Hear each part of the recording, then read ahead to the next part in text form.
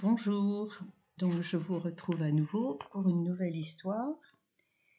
Toujours dans la collection des belles histoires de Pomme d'Api, je vous propose aujourd'hui le pommier canoë.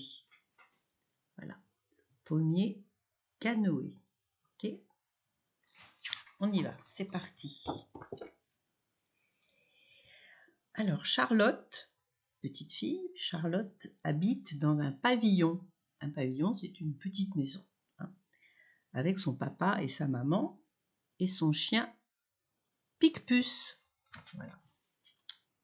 Petit pavillon, la maman elle cueille des fleurs, le papa tond le gazon et Charlotte est sur le pas de la porte avec Pique-Puce. Derrière le pavillon, il y a un grand terrain avec des hautes herbes, de vieux pommiers et un écriteau tout penché sur lequel on peut lire « Terrain à vendre ». La maman de Charlotte dit que ce terrain est un vrai jardin aux orties et que ce serait une bonne chose s'il était vendu. Mais Charlotte espère bien que le jardin aux orties ne sera jamais vendu. Voilà. Donc ça c'est le jardin d'à côté. Vous voyez le terrain de Charlotte, le papa a passé le gazon, c'est tout beau. Et en face, il y a un terrain à vendre qui est tout abandonné, mais avec un vieil arbre tout tordu. Et un autre arbre, c'est des anciens pommiers, on peut peut-être imaginer que c'était un ancien verger.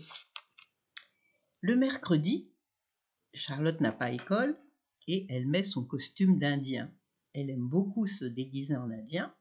Elle se fait 2 traits rouges sur les joues avec le rouge à lèvres de sa maman. Ah ah, Charlotte est une petite coquine, voilà. Elle est déguisée en Indien. Elle a mis son beau casque avec des plumes. Là. Puis elle passe par le trou du grillage pour aller jouer avec Pique-Puce dans le jardin aux orties. Quelquefois, Pique-Puce est un vilain coyote et Charlotte l'Indien le poursuit avec son arc et ses flèches. Voilà, un coyote, c'est l'animal qu'il y avait au Far West. Alors voilà, Charlotte qui passe par le trou du grillage pour aller dans le jardin. Et là, elle est arrivée dans le jardin, elle court avec son chien. Quelquefois, Pique-Puce est un terrible ours des montagnes et Charlotte l'Indien se bat contre lui. D'autres fois, Pique-Puce s'en va tout seul chasser les sauterelles et les papillons. Alors, Charlotte l'Indien descend la rivière dans son canoë. Ah ah, Charlotte, elle est pleine d'imagination. Voilà. Alors, au milieu du jardin aux orties, il y a un très vieux pommier tout tordu. Il est tellement tordu que son tronc est presque horizontal, presque couché. Normalement, un arbre, c'est vertical. Charlotte s'assied dessus à califourchon et les jambes pendantes. Et elle descend, par l'imagination, la rivière verte, en chantant la chanson d'Indien que son papa lui a apprise. Petit Indien s'en allait dans son joli canoë. Le pommier canoë emmène Charlotte l'Indien à travers les grandes prairies.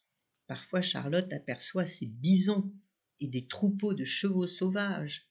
Et le soir, le canoë conduit Charlotte l'Indien tout droit vers le soleil couchant. Voilà le pommier. Donc Charlotte, elle est assise à califourchon et elle a l'impression qu'elle est sur un canoë et qu'elle rame. Voilà. Elle rêve de ça, Charlotte. C'est pas vraiment ça, mais elle en rêve. Ça lui fait beaucoup plaisir. Un mercredi, Charlotte enfile son costume d'Indien. Elle fait ses peintures de guerre sur les joues et elle court vers le jardin aux orties. Aujourd'hui, elle va descendre la rivière verte dans son canoë jusqu'au pays des terribles Yaka-Yaka. Mais dans le jardin aux orties, aujourd'hui, il se passe quelque chose d'incroyable. Alors voilà Charlotte qui découvre ce qui se passe dans le jardin aux orties. Ah! Une horrible machine jaune est en train de tourner la terre. Les grandes herbes du jardin aux orties sont arrachées, mâchées avalé, enterré. Il y a un homme avec une énorme tronçonneuse qui est en train de couper le pommier couché, le pommier canoë. Ah, Charlotte hurle, arrêtez, vous n'avez pas le droit de couper mon canoë. Voilà, monsieur avec sa grosse tronçonneuse, il est en train de scier le pommier. La pauvre Charlotte, alors. Mais le tronc du vieux pommier roule sur le sol. C'est fini, c'est trop tard. Il est coupé. Charlotte l'Indien n'a plus de canoë. Voilà, elle est très triste. C'est tout ce qui reste du tronc du pommier. Et pendant ce temps-là, il y a le bulldozer derrière qui continue à retourner tout le terrain. Le lendemain matin, maman voit bien que quelque chose ne va pas du tout. Elle demande « Qu'est-ce qui ne va pas, Charlotte ?» Alors le cœur de Charlotte est si gonflé qu'elle éclate enfin. On a coupé mon canoë. Voilà.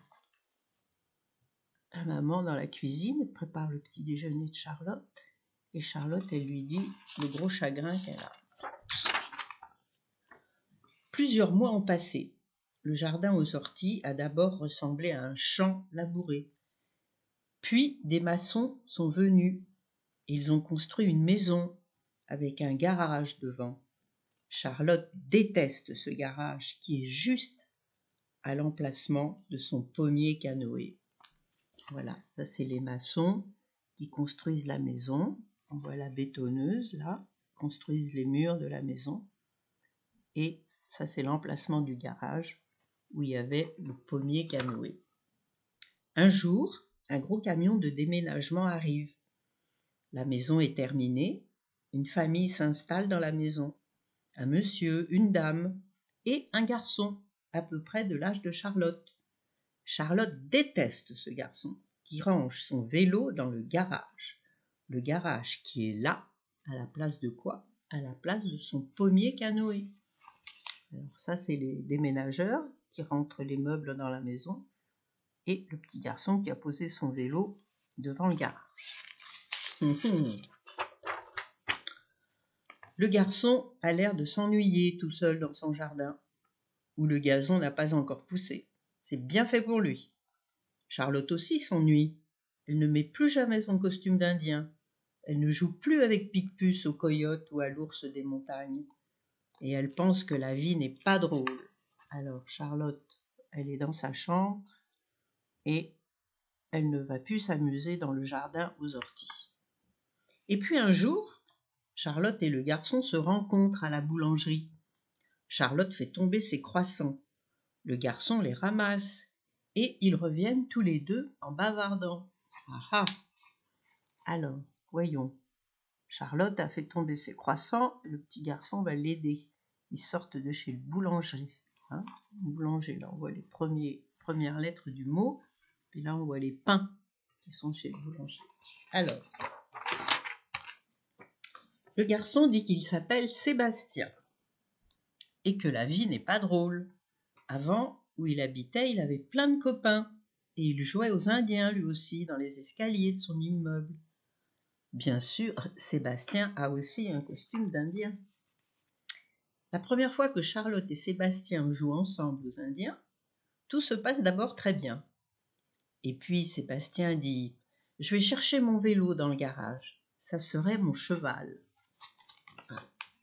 Voilà, tous les deux, ils ont chacun leur costume d'Indien et Sébastien, il veut aller chercher son vélo.